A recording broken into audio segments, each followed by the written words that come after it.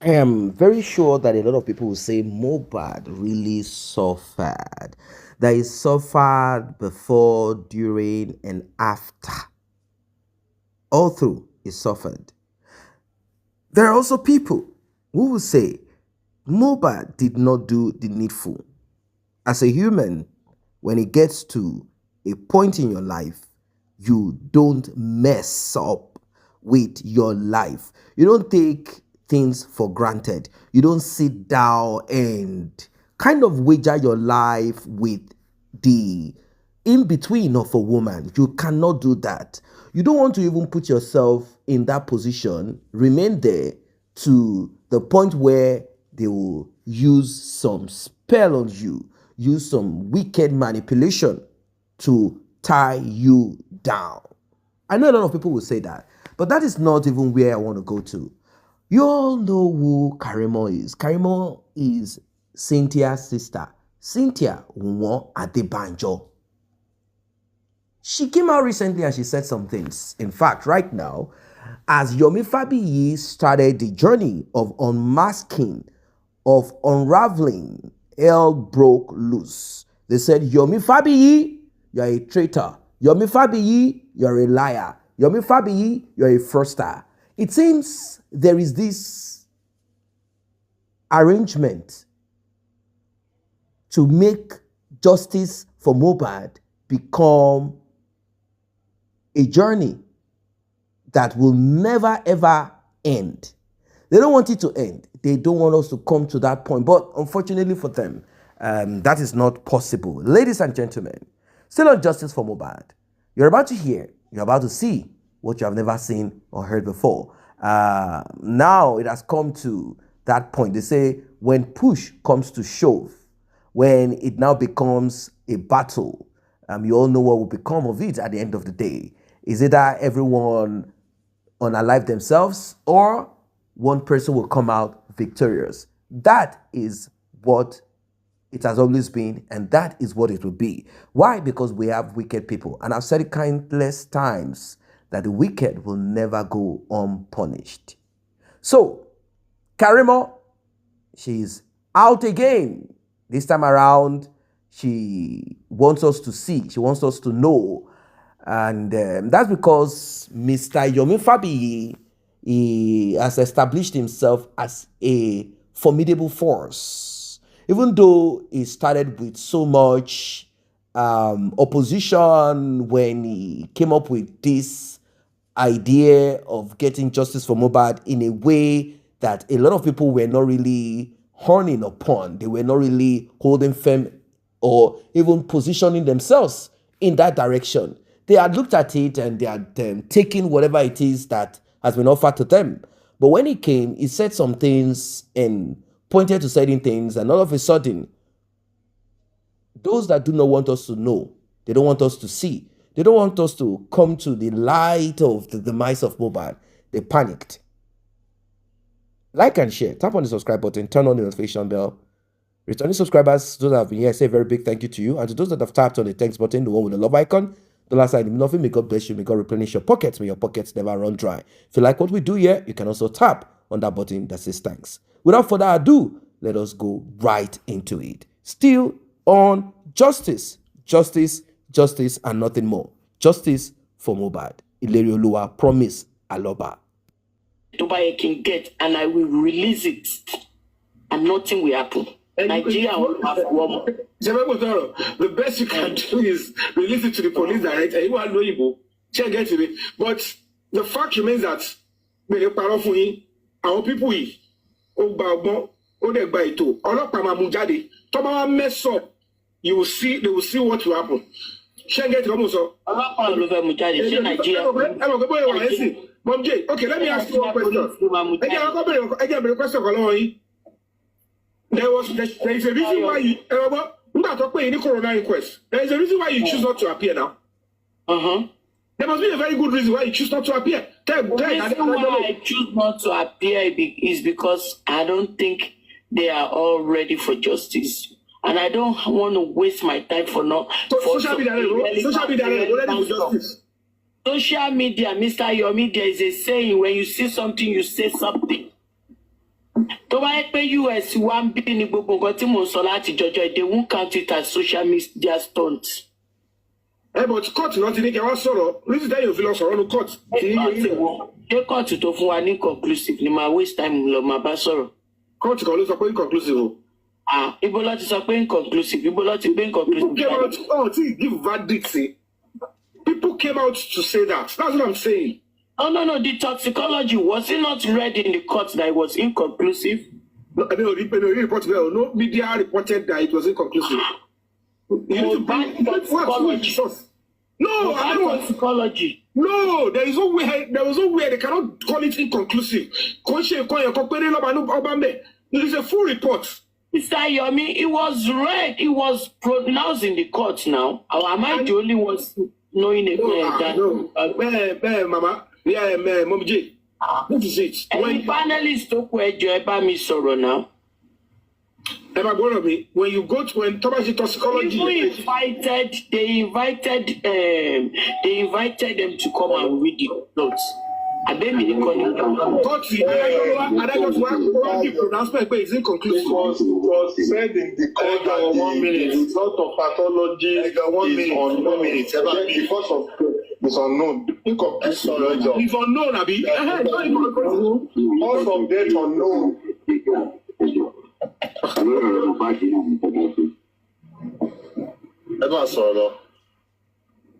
Mr. Yomi, how could a pathologist, a well-known pathologist, a licensed pathologist, come across or concluded that Mohbad toxicology result is unknown? What do you mean by unknown? It's something to really answer for. To carry out there, to get there. Then you use another approach. Then you will sit down. 2, 3, 4 pathologists will sit down and say, okay, kini won't get wrong in me by kilo that won't get the results. Then you will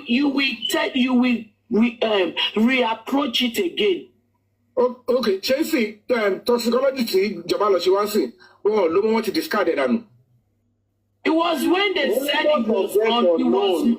That was what prompted Mohbad to say he wants his own private toxicology. What I'm saying shouldn't be Mr. Yomi, there shouldn't be a need or a reason for a second toxicology if the same Lagos state government were able to give Nigerians, and we are able to give, even while Mohbad was in debt, the dead want to know the reason for their death. No, Mom J, it's very established. When you go to court, they might tender evidence or anything, exhibit. It must either be admitted or refused. Mr. Yomi, this result was read in the court. I'm not talking, they can read it. Was it, question, we are legally inclined. It was read by a pathologist in the court now. A pathologist was present at the court. Mr. Yomi, the magistrate received the report from the pathologist, and what was recorded by the magistrate is that the cause of death is not known. The cause of death is not known. In the result of the toxicology, leading to the further investigation by the family, private investigation, which is yet to come. Now, what the court recorded is that it is an inconclusive result. That is what the court recorded. Do you know the craziest thing? The pathologists advised to test further, but they didn't do that.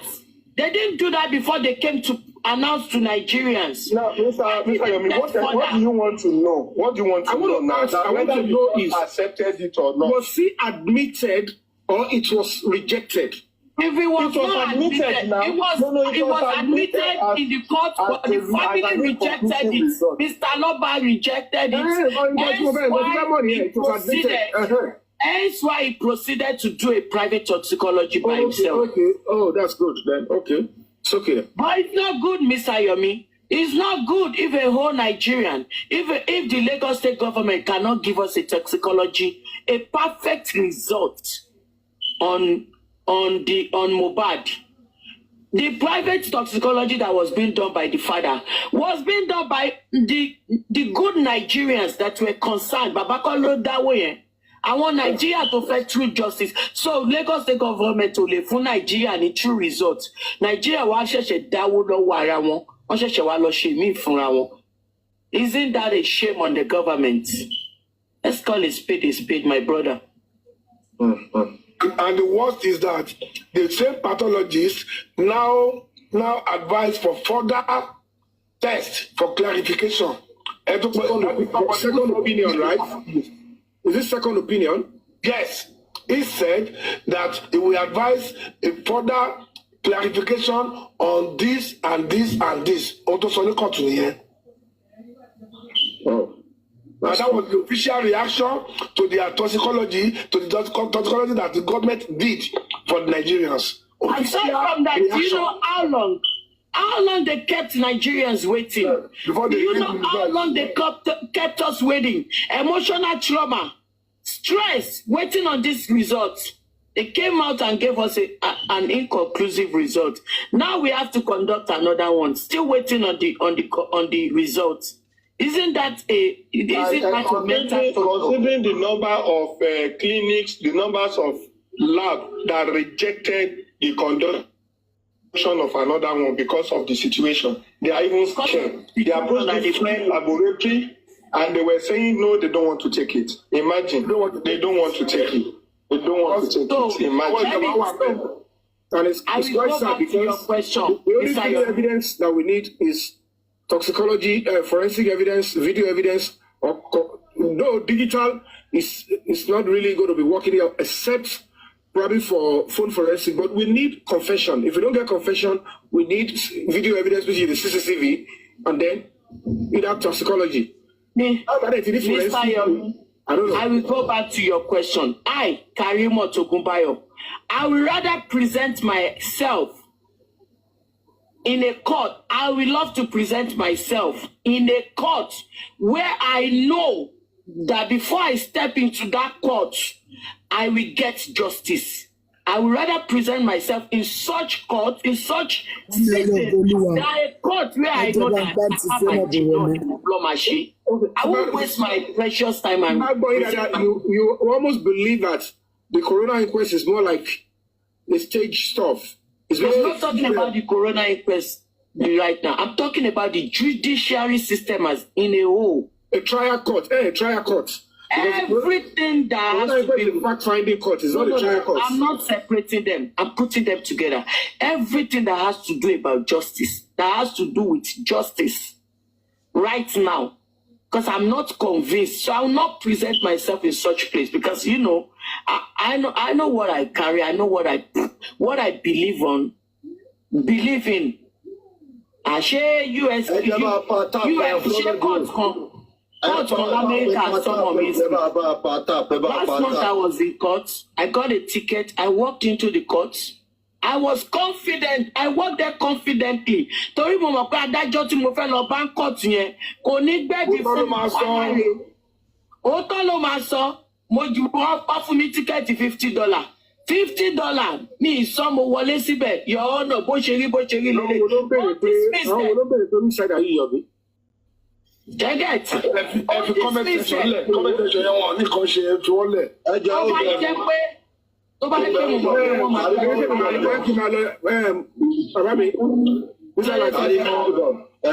èmi máa chat yín o, mo máa chat yín. Mr. Yomi, ẹ bá ìlọ́wọ́ béèrè question lọ́wọ́ yín o. Ó yẹ sọ̀rọ̀. Okay, Mr. Yomi, ẹ jọ̀ọ́ mo ní question kan náà bínú o tó bá máa bí nínú. At what stage the join the Mohbad case? Because ẹ ń sọ̀rọ̀ nípa inconclusive also. So mo try to find out pé ṣé after ìgbà tí inconclusive ìṣẹ̀lẹ̀ lẹ́jọ́ ìnìyí àbí before àbí ẹ̀ ṣe investigation yín kẹ́ tó run into this thing. Because question yẹn ó dàbẹ́ pé ó ṣe kinní díẹ̀ tèmi nígbà tẹ́ ẹ̀ ń sọ tẹ́ ẹ̀ ń béèrè lọ́wọ́ wọn tàbí ẹ̀ ṣe ló bá àlùfà. Àwọn tó jẹ́ pé àwàmí náà àwàmí kọ́ọ̀sì jọ tó jẹ́ pé orí social media yìí tá a ti bẹ̀rẹ̀ from day one and follow it step by step. But we can try to find out to me where at what stage let me join. I'll be a candidate rushing, etc. Okay.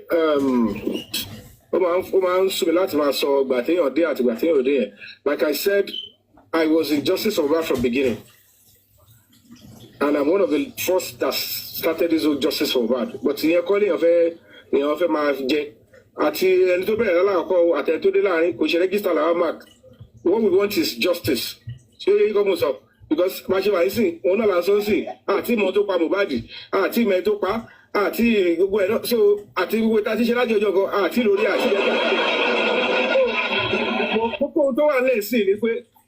so what intending to saw on the angle of the law, which is very sacrosanct, only that document, Mr. Lati, Corona inquest is majorly about forensic.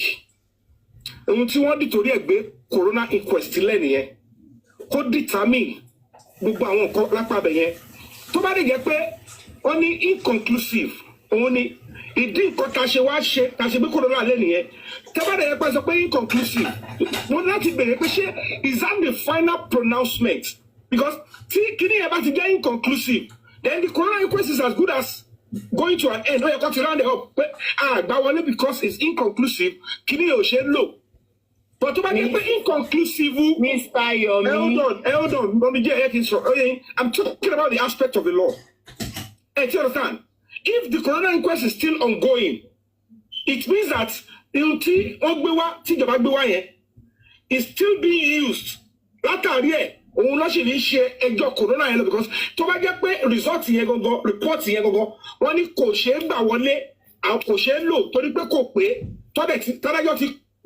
admit or dismiss it. Based on that verdict, then that means only maybe a question to shell in here, but I don't understand where people are saying it's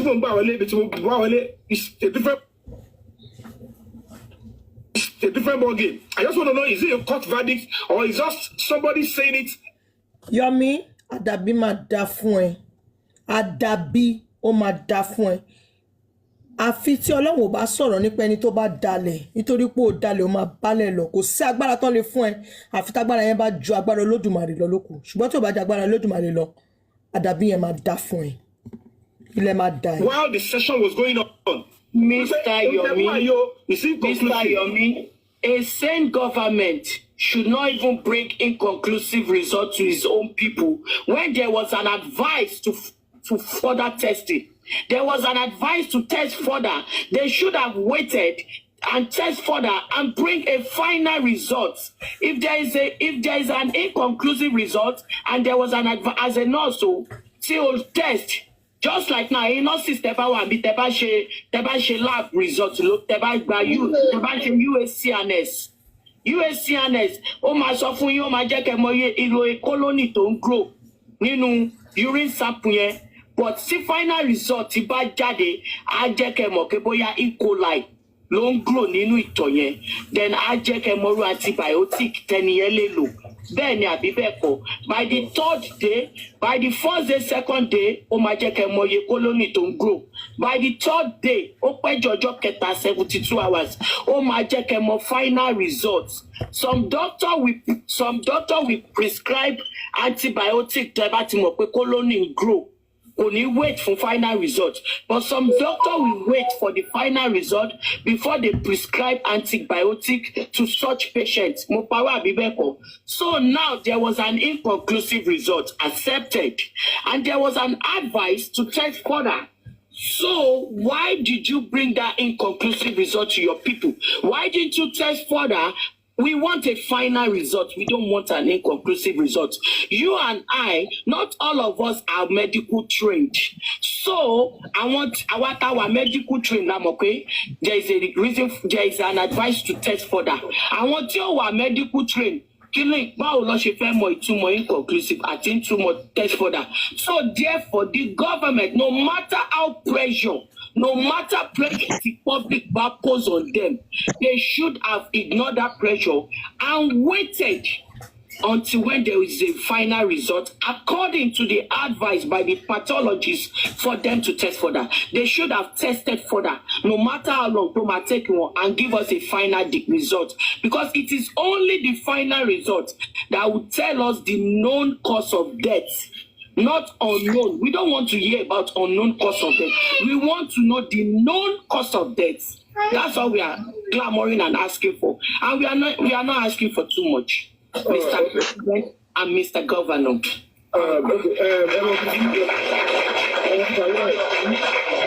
God bless you, Mommy J. Thank you for that. God bless you. To buttress that assertion, if you go and watch the video of that proceeding of that day, the son lawyer, that's the lawyer of Baba, who witnessed the court proceeding on that day, came out and told the public that these results given by the pathologists are inconclusive. That is the official reaction to what government brought to the government to us. So yeah, it's no longer a question. But yeah, government, that is after how many months? That is September. I understand everything. You are all correct. Normally,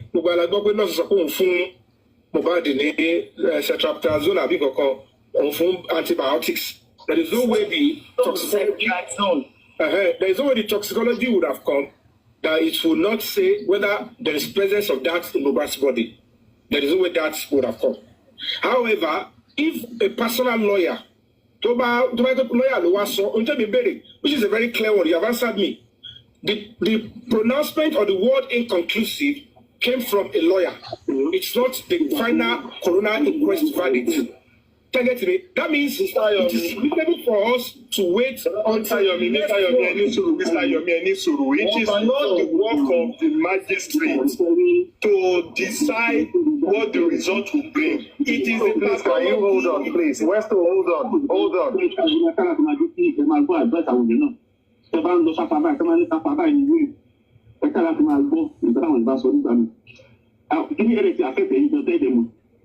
olóṣòkùnfà ní tẹwà níbi tẹ́bá tí mo sọ fún ìjọ yẹn táǹtà ẹ̀kọ́ jáde kí wọ́n sọ pé tẹ́lẹ̀ kò sí ìgbà kò sẹ́ni gan àwọn mẹ́rin àwọn tó jẹ́ tọ́ọ̀tù tó wà nípò tó jẹ́ tó yẹ kó lẹ́nu lóṣù fún wọn ju méjì mẹ́ta lọ kò sí tọ́lẹ̀ ṣe tẹ́bá ti dárúkọ wọn tó bá fẹ́ wọ́ọ̀dì àpẹẹrẹ àtàkùn tẹ́bá ti dárúkọ wọn àmì ìfẹ́ gan tó àwọn gbòǹgbò àwọn gbòǹgbò nìkẹ́ wà náà tó àwọn tó bá rán wọn ní torí wọn bọ́ sọ fún nìkankan ìgbà tó tẹ́lẹ̀ àtẹ́lẹ̀ ìdáàbò ọmọ ẹ̀kọ́ lẹ́kọ̀ọ́ ni bọ̀wá tẹ́ ń sọ nípa ẹ̀wọ̀n tá a sọ pé àwọn ẹni tẹ́ ń sọ yìí ẹ máa sọ pé àwọn tó.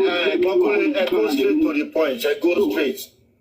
tó o ti wẹ́wà ní pé lórí kéèsì tẹ́lẹ̀ mi ti bá ti sọ pé ẹ̀ka àti máa kọ̀ sí káwọn èèyàn máa dá kíni síta àwọn kan láwọn ọ̀yẹ́dẹ̀ àti ìjà síta torí tẹ bá dúró tí kò bá àti tí gọ́fúnà ìgbó yẹn tó bá fẹ́ ju ẹ̀sùn mi tọ̀tẹ̀lẹ́ tí pàtì tó mú ìkìsì lọ́wọ́ ẹ̀ka ló máa fẹ́ sọ̀tọ̀ tó bá di káàmì yẹn nìkan ló máa fẹ́ sọ̀tọ̀ wọ́n tó bá di káàmì yẹn ọ̀tún tó bá yẹ fún fẹ́ pé pàtì yẹn apc fẹ́ lù sí ìgbó ẹgbẹ́ àwọn èèyàn fẹ́ lu kíní màá wọ́n bá di láti dìbò fẹ́ lómi nǹkan tó yà kó tó bá di káàmì yẹn wọ́n máa fún kéèsì yẹn mọ́lẹ̀ ní nǹkan dà látòkè ní náà tó bá di pé tinubu tó fẹ́ lọ fún sọ́tọ̀ oríṣiríṣi mo bá di máa bá ó mọ̀ kó lè àfẹ́ tó kó lù sí kó bá lè wọlé ìgbà nìkan wọn lè fẹ́ sọ̀tọ̀ but for now ó gbé wọn lọ second time ìyẹn tí wọn sanwó olúlé òkè ẹ̀.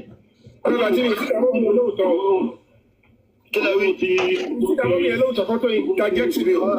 ẹ̀gbọ́n kúlẹ̀ ṣe inú máa pàpà ẹ̀rọ ǹdọ̀ pẹ̀ ẹ̀dọ̀. ohun tó tẹ̀ ń sọ pé ó fẹ́ àti ní kéèsì bọ̀bọ̀ yẹn ni pé táàmù yẹn kò sí pé wọ́n lọ fún second time wọ́n ti wọlé second time election lọ́sùn sí. election yẹn oṣù báwo ẹ jẹ́ ká lọ sí meet up matter kọ́kọ́ là ń sọ. wọ́n máa bẹ́ẹ̀ bí kéèsì All right. Okay, so Gile, that made me a little talk completely. So when I came in to the front line, Emio, what the evidence lọ sí inquest and toxicology because that is too advanced. And no Ibolog below kò sí àwọn tó lè ṣe ń bí. My own source, tell me no if I investigate my more regarding is the video evidence. Ẹ má jẹ́ kí àwọn yóò wà food too long. Ọ̀nà mẹ́ta tí ìjọba bí ọlọ́pàá tó bá jẹ́ pé nǹkan mẹ́ta ẹ̀ tó wà established tó bá wà lẹ̀ they will proceed and charge whoever is culpable to court.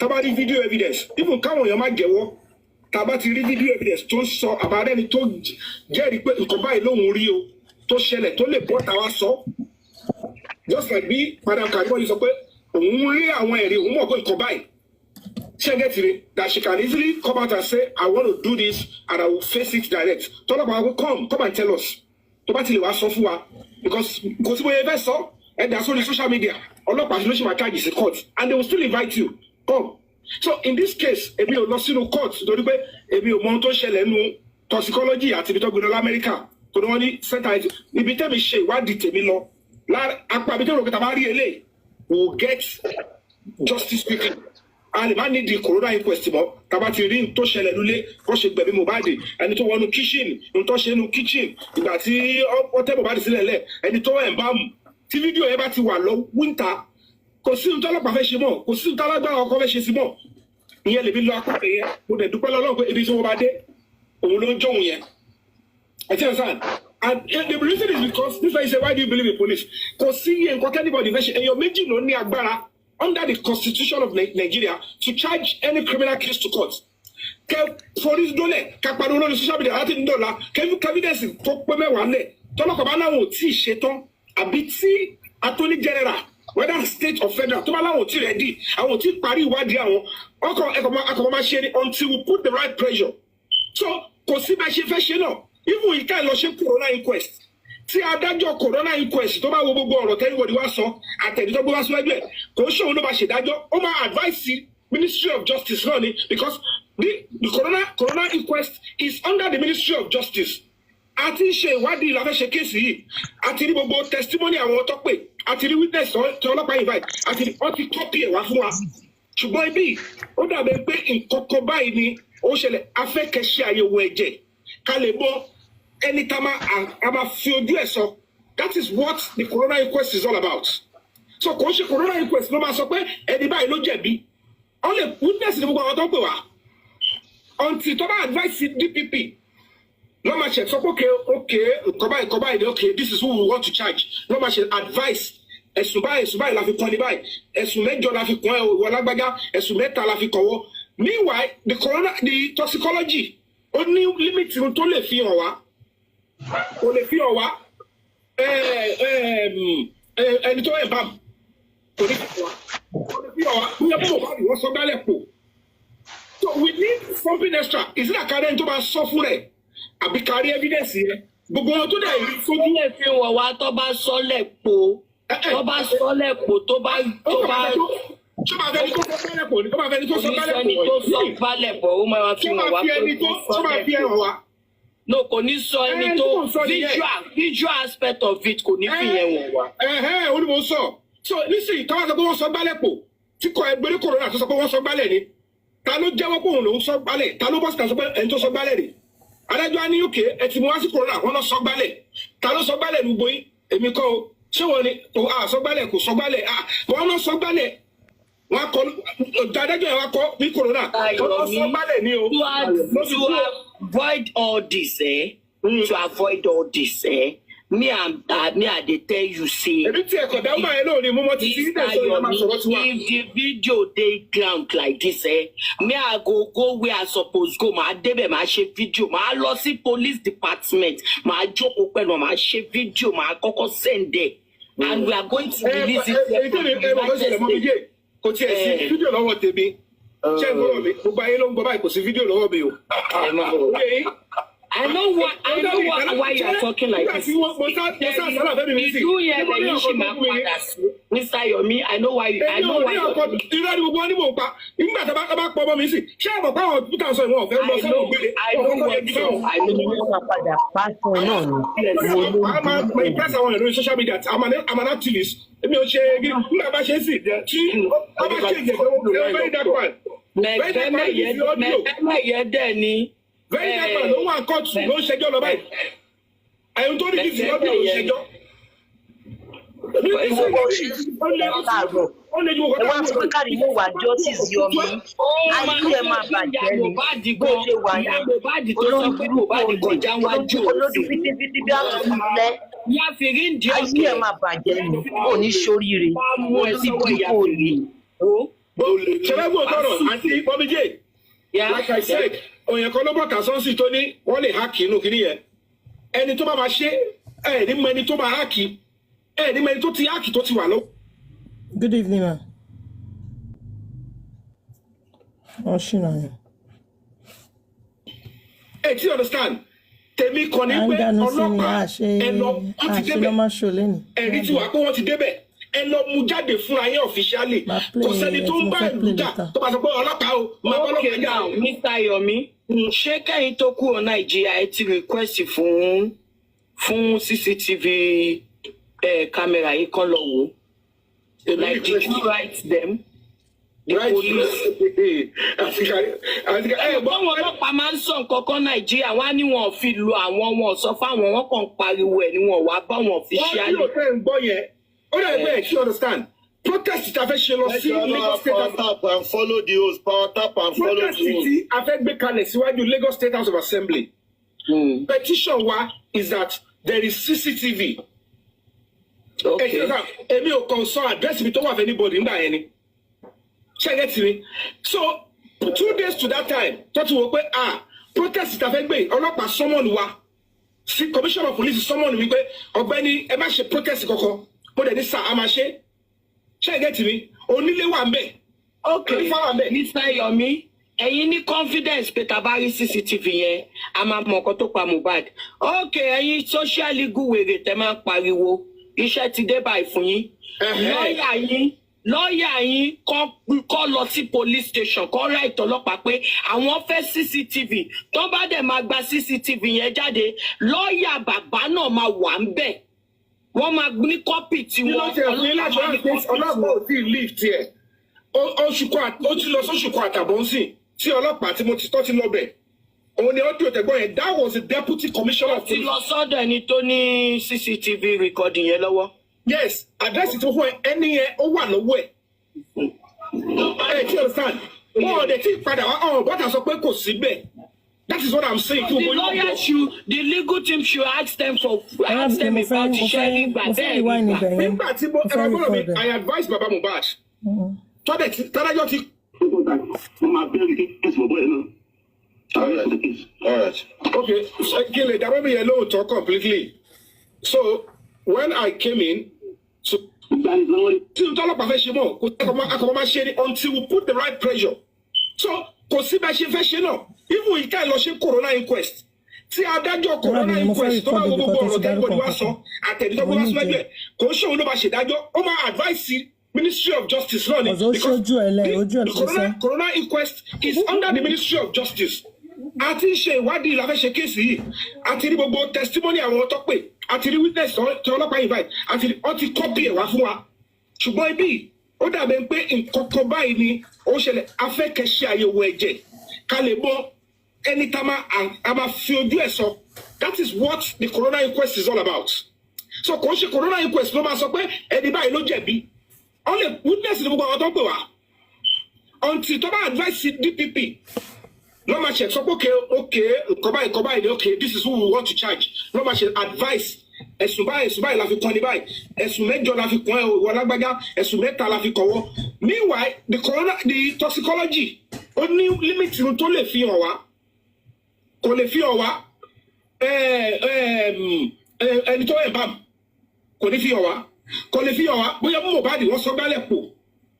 So we need something extra. Is it àkàrẹ́ tó máa sọ fún rẹ̀ àbí kárí evidence yẹn gbogbo wọn tó dẹ̀ rí sójú. ó lè fi wọ̀ wá tó bá sọ́lẹ̀ po tó bá sọ́lẹ̀ po tó bá. Ṣọ́ba fẹ́ni tó sọ gbálẹ̀ pò ní ó máa fẹ́ni tó sọ gbálẹ̀ pò tó sọ gbálẹ̀ pò ó máa fi wọ̀ wá tó máa fi ẹ̀rọ wá. No, kò ní sọ ẹni tó visual aspect of it kò ní fi yẹn wọ̀ wá. Ó ní mo sọ so nísìnyí táwọn sọ pé wọ́n sọ gbálẹ̀ pò tí ẹgbẹ́rẹ́ corona tó sọ pé wọ́n sọ gbálẹ̀ ni ta ló jẹ́wọ́ pé òun lòún sọ gbálẹ̀ ta ló bọ́ sí ta sọ pé ẹni tó sọ gbálẹ̀ rè adájọ́ á ní òkè ẹ ti mú wá sí corona wọn lọ sọ gbálẹ̀ ta ló sọ gbálẹ̀ ní gboyin èmi kọ́ o ṣé wọn ni sọ gbálẹ̀ kò sọ gbálẹ̀ wọn lọ sọ gbálẹ̀ wọn kọ adájọ́ yẹn wá kọ́ ní corona ọlọ́sọ balẹ̀ ni o. To avoid all this, to avoid all this, me I dey tell you say. Ebi tí ẹ̀kọ́ dáhùn báyẹn lórí mú mọ́ ti ti dẹ̀ sọ ìyá máa sọ̀rọ̀ tiwa. If the video dey ground like this, me I go where I suppose go. Màá débẹ̀ màá ṣe video. Màá lọ sí police department. Màá jókòó pẹ̀lú màá ṣe video. Màá kọ́kọ́ send there. And we are going to release it. Èyí tí mi bọ́ ṣẹlẹ̀ mọ́ mi dé. Kò tiẹ̀ sí fídíò lọ́wọ́ tèmi. Ṣé ìgbọ́wọ́ mi? Gbogbo ayé ló ń gbọ́ báyìí kò sí fídíò lọ́wọ́ mi o. I know why you are talking like this. You hear the issue, Mr. Yomi. I know why. I know why.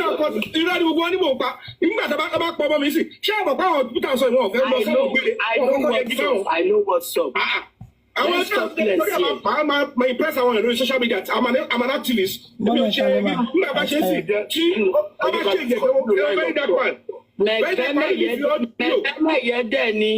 Very dark man, no one caught you, no schedule lọ báyìí.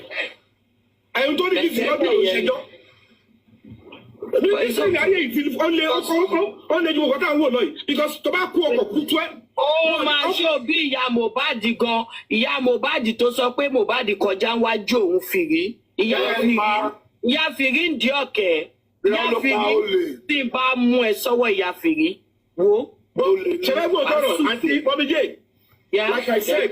Òyìn kan ló bọ̀ tàṣọ́nsì tó ní wọ́n lè hákì inú kiri yẹn ẹni tó bá máa ṣe ní mọ ẹni tó máa hákì ní mọ ẹni tó ti hákì tó ti wà lọ́wọ́ ẹ tí understand tèmi kàn ní pé ọlọ́pàá ẹ lọ wọ́n ti débẹ̀ ẹ̀rí ti wà pé wọ́n ti débẹ̀ ẹ lọ mú jáde fúnra yẹn officially kò sẹ́ni tó ń bá ìlú jà tó bá sọ pé ọlọ́pàá o máa bọ́ ọlọ́pàá jà o. Mr. Yomi ṣé kẹ́yìn tó kúrò Nàìjíríà ẹ ti request fún CCTV camera yìí kan lọ wò.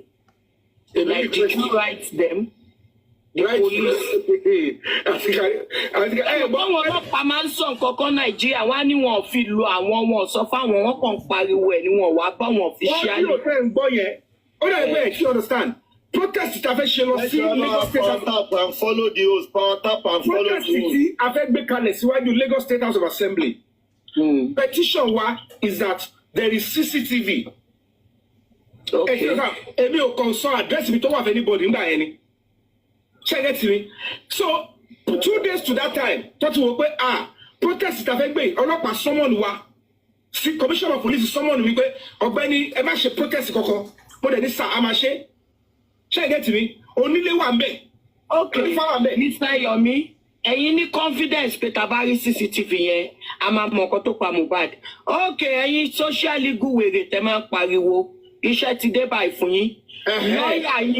Lọ́ọ̀yà yín kọ́ lọ sí police station kọ́ ra ìtọ́lọ́pàá pé àwọn fẹ́ CCTV tó bá dẹ̀ máa gba CCTV yẹn jáde lọ́ọ̀yà bàbá náà máa wà ń bẹ̀. Wọ́n máa ní kọ́pì tí wọ́n ọlọ́pàá ò tí ì lift ẹ̀. Ó ti lọ sóṣù kan àtàbọ̀ ń sìn tí ọlọ́pàá tí mo ti tọ́ ti lọ bẹ̀. Òun ni ọdún ìtẹ̀gbọ́n yẹn that was the deputy commissioner of police. Ọ̀dọ̀ ẹni tó ní CCTV recording yẹn lọ́wọ́. Yes, address tó fún ẹni yẹn ó wà lọ́wọ́ ẹ̀. Ẹ ti understand? Wọ́n ọ̀dẹ̀ tí padà bọ́tà sọ pé kò síbẹ̀. That is what I'm saying. The legal team should ask them about iṣẹ́ rí gbà bẹ́ẹ̀ rí gbà. Nígbà tí ẹ máa gbọ́dọ̀ mi, I advise Baba Mohbad. Mo ní bàbá ibi tí mo bá iṣẹ́ ìdílé mo ti ṣe débi báyìí. Èèyàn kan dẹ̀ tó súnmọ́ bàbá sọ pé òun lòun ní kí bàbá máa lọ sí ọ̀dọ̀ ọlọ́pàá. Because I expect that with Baba and the legal team they should meet with the police. Alẹ́ ní ẹjọ́. Wọ́n náà ti sọ fún yín pé wà mí báyìí. Kò sí bó ṣe fẹ́ rí ọlọ́pàá máa ṣe kọ́kọ́ fẹ́ gan ní àfíjí kọ́tẹ̀ tó bá tẹ̀ fẹ́ ṣe bọ̀ náà fìkì pẹ̀lú ẹ̀. Wọ́n á ṣe kọ́kọ́ fẹ́ ní ẹ̀rí ẹ̀ lọ́wọ́. Ó tẹ̀ ẹ́ bá ẹni tí ó wà nínú ẹ̀ wá sọ pé àṣírí ẹ̀ tuntun sí wa lọ́wọ́ o. Kọ́tẹ̀ tó bribe wọ́n á ṣe kọ́kọ́ fẹ́ ní sọ́wọ́. Ibẹ̀ ló lẹ́ kí everybody to take the right step. Èmi tẹ́bi ò bá tún fojú, èmi ò tún lè continue fojú fílẹ̀ because I was too close. 4 hours ló kún fẹ́ nìkan lójú. Okay, Mr. Ayomi. It is never late. It is not Abo Ema Binusa. Kò tí late. Now, there is a reason for the legal team. Abiba Eko. Ẹ̀yin legal wèrè, social legal wèrè. Àtàwọn tó ń ṣiṣẹ́ behind the close of tapu. Now, now Nigerians, we want to clamor about the CCTV.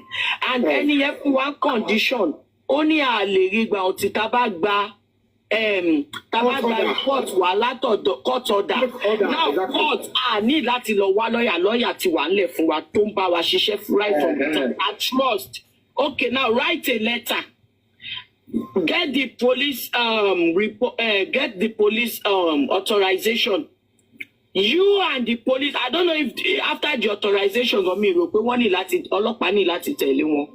But if that be the case, ọlọ́pàá bá fẹ́ tẹ̀lé wọn, owó ṣì wà, wọ́n máa repo sí mọ́tò, wọ́n máa ṣe gbogbo ẹ̀ yádayàdà. Owó wà ní GoFundMe. Let's swing into action. Today is Monday. We still have 4 days. Kọ́sẹ̀ yìí tó parí. Mohbad, wọ́n ti ń sunkún pé Mohbad ti kú nílé as at 11 láàárọ̀. Ìfàyọ̀mí ẹ fi nǹkan tó fẹ́ bá nínú CCTV yẹn lẹ̀ ẹ jẹ́ kí sísá Karimo máa sọ gbọ́dọ̀ sọ yẹn lọ ìkọ́ta ní ìdí sí nìyẹn. Olórúkọ ọpọlọ ẹlẹ́nu ẹyẹ aláǹkárá òfò. Ẹjọ́ mo record ẹ má bẹ̀rẹ̀. Ẹ lọ́ọ̀yà Ṣítù ló ń bá bàbá ṣiṣẹ́. Ṣé Ṣítù ló ń bá bàbá ṣiṣẹ́? Sanshitu. Now, Sanshitu, you can always work from your home. You have I'm sure, as a son, you will have an office in your house. Still about ẹ̀yin legal wèrè, ẹ̀yin general kìnìkan. Ó yẹ pé Sanshitu bá ẹ̀kọ́ bá wa kọ notes. Ọkọ̀ bá wa kọ nínú ọ́fíìsì náà tó wà nílé wọn. By tomorrow morning, call lọ bá wa gba authorization lọ́tọ̀dọ̀ ọlọ́pàá. Kọ́lọ́pàá dẹ̀ tẹ̀lé wọn. Iye tó bá fẹ́ fi ṣe transport and all that. Owó wà ní GoFundMe. Ọ̀la wọn gbọ́dọ̀ get here. By Wednesday, ó yẹ kí Nigerians ti gbọ́ pé wọ́n ti release the CCTV. Ọlọ́pàá máa ní copy tiwọn. Bàbá gan as a parent, bàbá ní láti ní copy recording ikú tó pa ọmọ ẹ̀.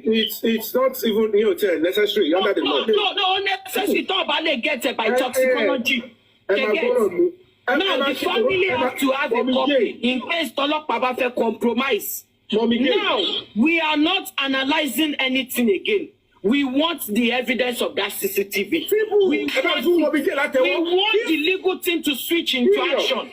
Now, legal team switch into action. Go and collect authorization from the police and go to Lekki. From the court. Tó bá yẹ pé kò sí is another thing. One need authorization. So why are you not leaving your comfort zone? The legal team that we paid for, that we hired, why did you refuse to leave your comfort zone to just write about 5 sentences? Pé ẹ fẹ́ gba kí ló pé CCTV. Yomi àti gbogbo ìṣẹ̀dá tẹ̀ ń ṣépè fún Karimot, Títílayọ̀, Ògúnbáyọ̀, tẹ parọ́ mọ́, àdàbí máa dà lórí ọ̀rọ̀ yìí. Ṣé ń gbọ́rọ̀ Yomi? Kò ní dà fún ọ̀tá gbogbo yín.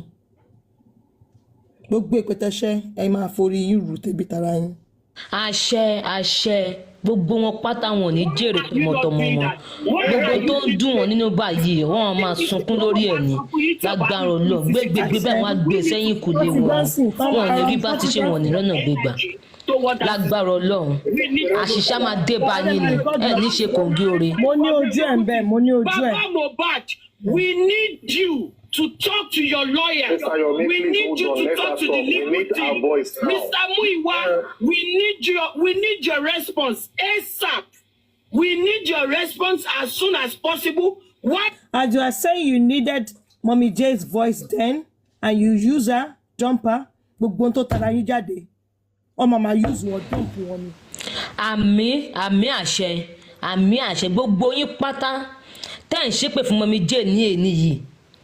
Kó ṣe ní lákọ̀ṣe ẹ máa forí yín gbé pè yín ni lágbára Ọlọ́run lẹ́yọ kọ̀ọ̀kan yín lágbára ẹ máa dààmú nínú ayé yìí ni ẹ máa sáré ẹ ní rí nǹkan tó ń lé yín ní agbára Ọlọ́run. Gbogbo ẹnu tẹ́ ti fi gbolẹ̀ fún Mommy J tẹ́ fi sọ pé èèyàn gidi ni èèyàn dáadáa ni ẹ ní the voice ẹ tó wá jẹ́ pé ẹnu tẹ́ fi wá sọ pé ẹ ní the voice ẹ ń gbà yẹn lẹ fi wá fi ń bàjẹ́ gbogbo bíkíbi táwọn ọmọ yín bá ti ń dé báyìí wọn máa bà ayé wọn jẹ́ ni àwọn ọmọ yóò ní rógo wọn lò ẹ̀yin náà ní rógo yín lò ẹ mọ̀ sẹ̀sá ayérayé ni ẹ mọ̀ dààmú kiri ni ẹ ní rí jẹ ẹ ní rí mu ẹ ní rí náà ẹ rí nílò ìdààmú ayé á dé bá yín ọ̀fọ̀ ayé á dé bá yín wàhálà ayé á dé bá yín gbogbo ogun kógun á máa dà sórí yín á máa dà sórí àwọn ọmọ yín ni ó ti rí bẹ́ẹ̀ kò yí padà aṣọ ọ̀run ti gùn.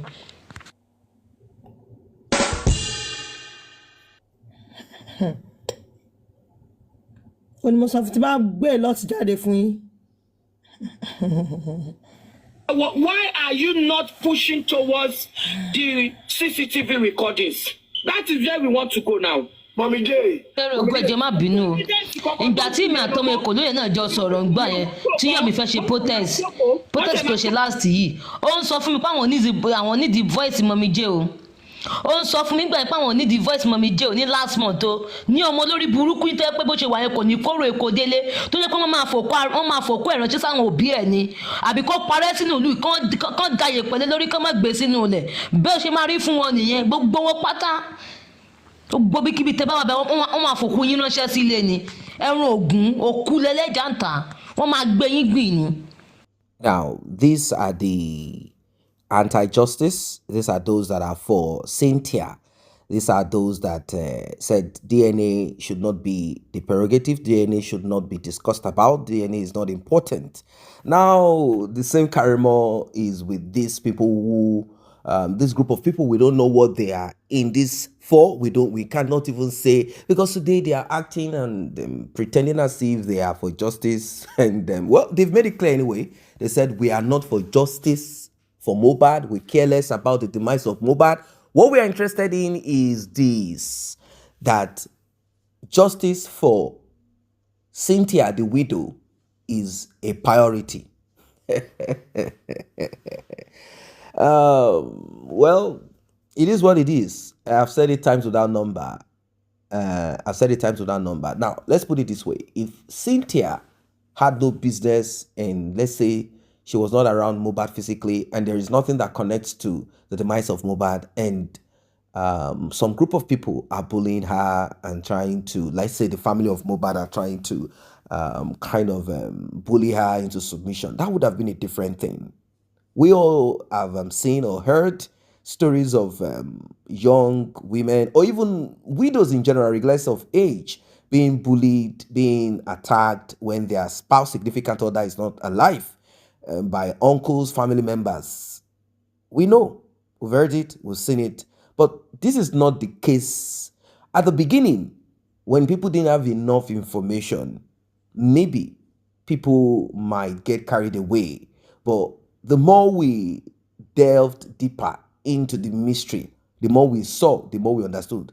Don't forget that at the beginning, a lot of people had jumped at Mohbad's father's neck. They wanted to press his neck down. They said, "Oh God, why did you bury your son?" Then this same Karimo said, "I spoke to him." Hey! And she said she belongs to the United States Army. She's so intelligent. She knows a lot of things. That she is so great in school. That her mindset, her IQ is 600 over 600. She said she spoke to Mohbad's father for 30 minutes or thereabout. And the question they asked her after all her shenanigans is this: is it possible to speak to somebody, even you, on your social media handle, hosting a show or talking to people? Don't you confirm if people are still with you as your conversation goes? How then can you be on phone with someone for 1 hour or even 30 minutes or even 10 minutes and the person is not responding? Then she said, then I asked them, and they told her, don't mind him, he doesn't want to talk. How can you be talking to someone for 30 minutes and you got no response? Like, Baba Mohbad, I just want to tell you, this kind of lifestyle, this thing that you're doing is not good. Why would you go and don't bury him? I'm telling you, I'm coming from the United States of Pennsylvania, America, Canada, UK, together, I'm coming back. And you keep ranting, shouting. Let's say you even go on that for like 10 minutes because you want to say your own. Let's say. Won't you stop when you get to like 10 minutes? Like, this person I'm talking to is not even responding. So she spoke all through and she said, I told him not to put his son under the soil. Take him to the morgue. The question that begs for an answer, the document that was needed that Cynthia had, why did she avail it for the body of Mohbad to be put under the soil? Well, there are a lot of things that went wrong, and this it's just that we need to just pay more attention. There are a lot of mistakes that we've made in our lives as human beings, and there are times that we do not take caution.